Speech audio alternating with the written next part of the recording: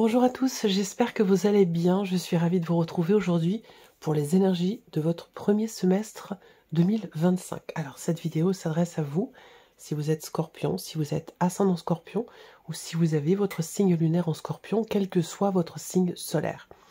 Je parle un peu doucement pour ne pas trop forcer sur ma voix. Comme vous le savez, je sors d'une très vilaine grippe, donc voilà. Je vais beaucoup mieux, mais je fais quand même attention à ma voix, parce que c'est vrai que le nombre de vidéos que je fais, je suis obligée de m'économiser un petit peu pour pouvoir tenir dans la durée. Alors, les énergies de ce premier semestre 2025, on va regarder quelle est la tendance de ce premier semestre pour vous en tant que Scorpion. On va regarder quelle est votre énergie à vous sur cette première partie de l'année, ce que vous attendez de cette période. On regarde quelle va être votre force, ce sur quoi vous pourrez vous appuyer. On regarde ce que vous laissez derrière vous également. Et puis les principaux domaines de vie, à savoir la vie émotionnelle et sentimentale, la vie active et professionnelle, et le plan matériel et financier. Nous verrons dans un second et dernier temps l'énergie qui ressort mois par mois de janvier à juin pour ce premier semestre 2025 et toujours avec le tarot. Allez, on y va pour vous les Scorpions. Commençons par la tendance, l'énergie dominante sur ce premier semestre. Ouh, l'énergie du jugement. C'est pas rien. C'est une énergie qui est très forte. Alors, ce premier semestre 2025 peut vous permettre de conscientiser, de comprendre quelque chose. C'est quand même aussi le jugement, on est sur 2-10 ici. Donc c'est quand même une carte qui laisse entrevoir quand même soit une renaissance, soit une reconversion professionnelle pour certains d'entre vous, parce que là on est dans un domaine précis, mais bon, il n'y a pas de domaine de vie qui est représenté là, mais je le ressens comme ça pour certains d'entre vous, reconversion professionnelle sur ce premier semestre 2025. En tout cas, on est sur quelque chose qui se transforme fondamentalement. Donc, le premier semestre, c'est un semestre pour vous, les Scorpions, où il va y avoir des changements très importants, intérieurs peut-être, hein, ou alors dans un domaine de vie en particulier pour certains ou certaines d'entre vous. Ça peut être un semestre important aussi dans l'idée que il est possible que je vous ai parlé de conscientisation, il est possible que vous compreniez quelque chose d'important, comme si vous vous sentiez appelé dans une direction plutôt qu'une autre. Et ça va être un tournant, je pense, très important qui va certainement amener des changements notoires dans un domaine de vie en particulier ou peut-être tout simplement dans quelque chose qui est vécu intérieurement. Donc c'est un semestre important quand même pour vous les Scorpions, hein. On regarde quelle est votre énergie à vous sur cette période. La tour, rien que ça. On fait un reset. Si c'est dans quelque chose qui se passe intérieurement, là, je pense que c'est marrant parce que pendant que je préparais votre tirage, ça m'arrive jamais, hein, c'est quand même assez rare. C'est comme si j'avais eu le titre de votre vidéo avant de l'avoir faite, avant d'avoir fait le tirage. Et ce qui m'est venu tout de suite pour vous, je l'ai noté en plus, baissez la garde. J'ai cette phrase-là qui m'est venue pendant que je préparais votre tirage. Baissez la garde. Donc en fait, s'il y avait des barrières, ben là, il n'y en a plus. Il n'y a plus de barrières. On décide de voir, de regarder les choses comme elles sont, d'avancer, et puis il y a une forme de déconstruction là. La tour dans votre énergie à vous, encore une fois, c'est une énergie de conscientisation, de compréhension. Mais c'est aussi une énergie où on bouleverse totalement quelque chose, où quelque chose est fondamentalement bouleversé en soi. Donc, à vous de voir de quelle manière ça va s'exprimer pour vous. Mais bon, là déjà, on démarre un petit peu sur les chapeaux de roue quand même, hein, pour vous les Scorpions. Premier semestre, il est important. La tour, c'est aussi l'idée de quelque chose qui se déconstruit totalement, entièrement, et qui va bien sûr permettre de reconstruire d'une nouvelle façon, de reconstruire différemment ou de se reconstruire. Il va être question de ça. Donc, mais dans un second temps. La reconstruction, c'est dans un second temps. Alors, on continue. Parce que c'est quand même un semestre qui peut être bouleversant aussi pour vous. Mais dans le bon sens du terme, parce que l'énergie du jugement, dans l'énergie du semestre, c'est quand même une énergie de renaissance. Donc, on peut être décontenancé, on peut être bouleversé par quelque chose, se sentir complètement, pas perdu, hein, parce qu'on est dans la conscientisation, la compréhension. Mais c'est comme si je ne sais pas comment vous exprimer ça sans que, avec des mots qui ne vont pas vous faire peur, parce que c'est pas le but. Mais il y a quand même ici une énergie où, je ne sais pas, c'est comme s'il y avait quelque chose qui disparaissait pour pouvoir permettre la naissance de quelque chose d'autre ou la naissance de quelque chose de nouveau. Vous voyez, il y a quelque chose de cet ordre-là. Donc ça peut être en soi, mais ça peut être aussi par rapport à un domaine de vie en particulier. On regarde ce que vous attendez, vous, de ce premier semestre, le 10 d'épée. Alors, ce que vous attendez, c'est pouvoir vous relever d'une situation, pouvoir tourner la page par rapport à une période qui a été éprouvante, douloureuse, difficile. Je pense que ce que vous attendez, c'est de pouvoir peut-être effectivement tourner une page, pouvoir faire comme un reset. Hein. C'est vraiment ça, le mot reset me revient comme s'il y avait une forme de mise à jour qui se faisait pour vous. Je sais pas, ça peut être en vous, ça peut être par rapport à une situation ou quelque chose comme ça, mais dans ce que vous attendez, c'est de pouvoir vous être ou vous sentir libéré, pas forcément d'un poids, même si on verra si vous avez le 10 de bâton quelque part, mais de pouvoir vous libérer de quelque chose qui a été quand même éprouvant sur une certaine période. Alors selon chacun de vous, ça peut concerner quelques semaines, ça peut concerner quelques mois, voire pour d'autres quelques années quand même aussi. Hein. Donc on va voir. Ça c'est important, cette carte-là va être très importante. C'est ce sur quoi vous pouvez vous appuyer. Quelle est votre force? Le 3 d'épée.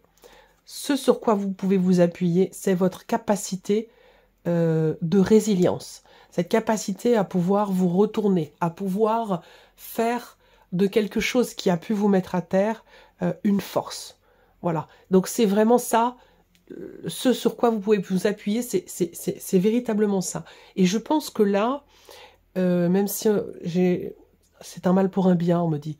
Mais c'est moi, personnellement, c'est pas ce que je voulais dire, mais voilà, j'ai cette phrase qui vient, c'est un mal pour un bien. Et c'est là votre force. Il y a quelque chose qui va être, je pense, dépassé, transmuté ou transformé. Et ce quelque chose en question a été, à un moment donné, une douleur, une souffrance, une fragilité, et qui se transforme. On verra si on a la carte de la force aussi. J'ai parlé du 10 de bâton, de la force. On verra si ce sont des cartes qui sortent pour vous, mais voilà, transformer quelque chose qui, de prime abord, peut sembler fragilisé et qui se transforme en quelque chose qui devient quelque part, j'allais dire, une force en fait. On regarde ce que vous laissez derrière vous. Le pape. Alors, ce que vous laissez derrière vous, déjà, premièrement, ça peut être par rapport à quelqu'un. Ça peut être par rapport à une personne qui est du signe du taureau. Après, ici, on a le côté apprentissage. Alors, l'aspect... Je pense que il y a une situation assez complexe qui a été quand même une source d'inspiration pour vous, dans le sens où ça vous a beaucoup appris. C'est ça, en fait. Ça vous a beaucoup appris, et c'est pour ça que vous arrivez aujourd'hui, dans ce premier semestre, dans une énergie où on fait table rase de quelque chose. On déconstruit quelque chose pour construire quelque chose de plus léger. Parce qu'on voit qu'il y a eu quand même ici quelque chose de lourd, de difficile à porter, que ce soit au niveau de l'esprit ou au niveau des émotions, au niveau du cœur. On continue. Ici, on a la vie émotionnelle et sentimentale sur ce premier semestre. Le roi de coupe, ça c'est bien.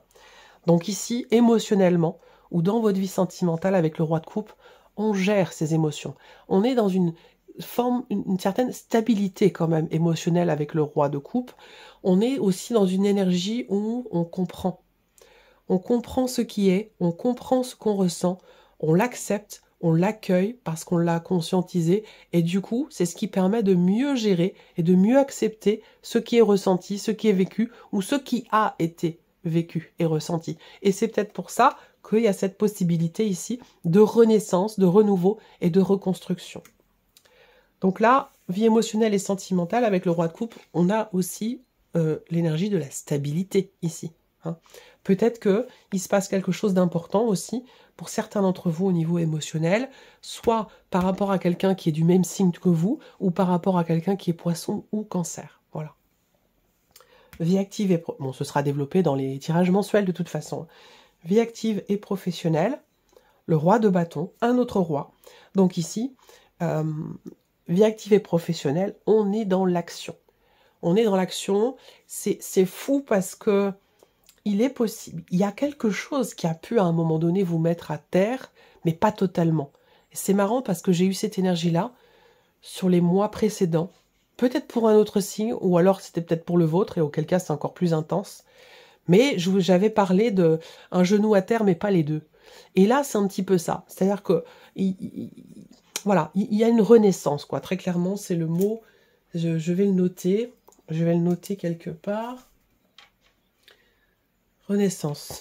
Ok. Et là, donc, par rapport à la vie active et pro, bah, le roi de bâton, c'est... alors, peut-être que vous allez créer quelque chose. C'est possible. Il est possible que... ouais, il y a un côté création, côté créativité. Écoutez, être à l'écoute de soi. Une forme de sensibilité qui peut permettre effectivement de créer quelque chose.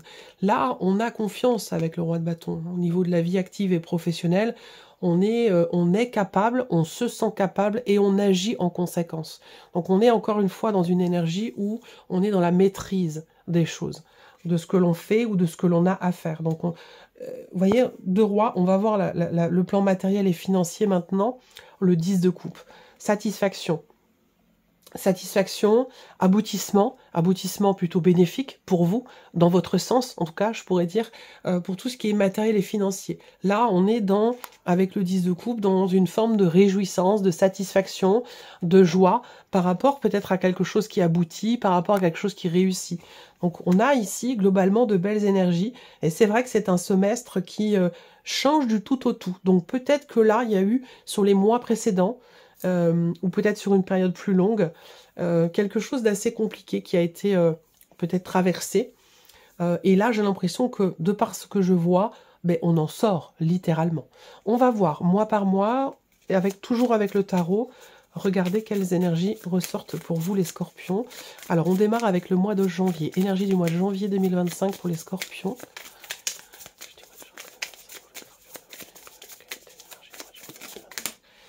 Alors, qu'est-ce qu'on a sur janvier? La justice. Alors, le mois de février. Énergie du mois de février 2025.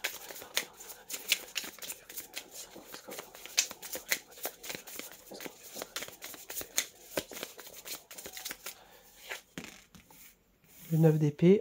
Ouais. Ensuite, le mois de mars. Mars 2025.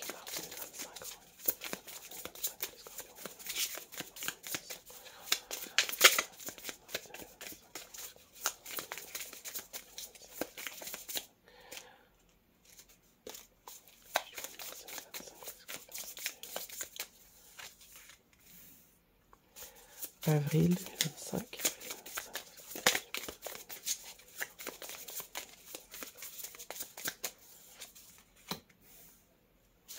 Mai 2025. Et juin 2025.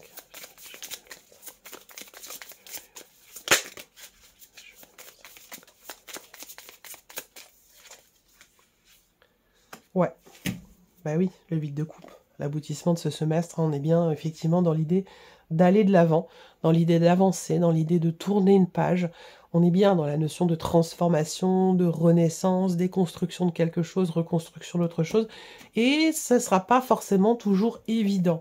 Néanmoins, vous avez de belles énergies pour les principaux domaines de vie. Donc je pense quand même surtout sur le plan émotionnel et dans l'énergie d'action ou dans la vie active, on est sur des rois. Donc vous maîtriserez la situation, quoi qu'il se passe. Mais il peut y avoir effectivement dans la manière d'appréhender les événements, voilà, il peut y avoir des hauts et des bas, et c'est tout à fait normal. Alors, janvier, on a l'énergie de la justice. Donc effectivement, janvier, on peut avoir une procédure.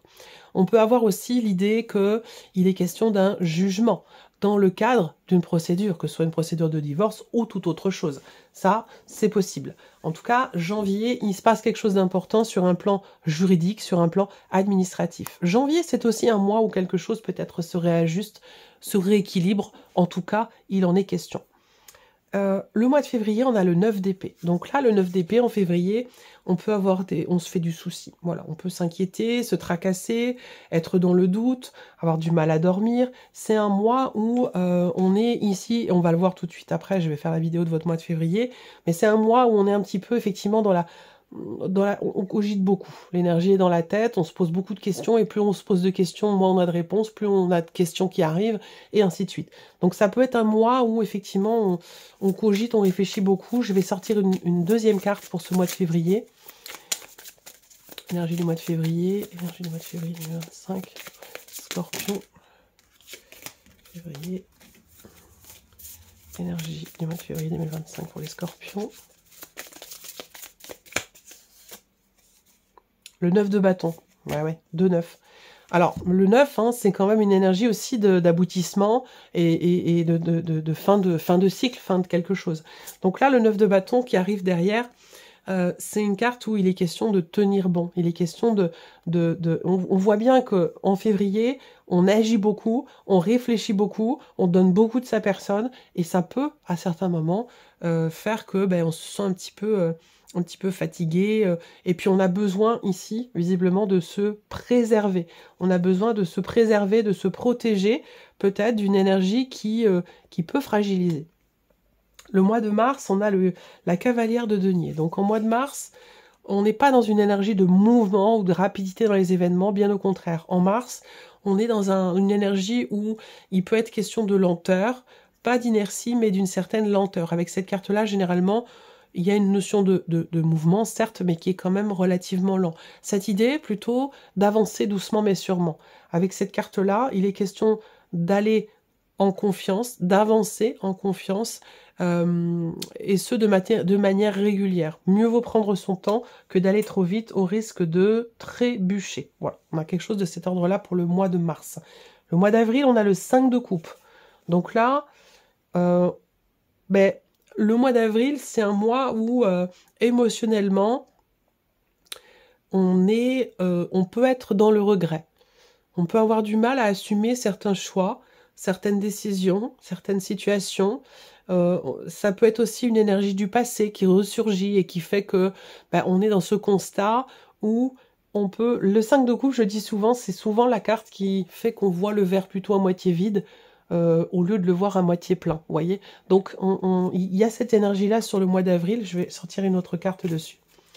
Où on peut être dans la contemplation de ce qui n'est plus, et ça peut susciter effectivement des regrets, on peut avoir du mal à l'assumer. Après, encore une fois, c'est une question de ressenti, d'appréciation par rapport aux sentiments, aux émotions ou aux événements. Avril 2025 pour les Scorpions.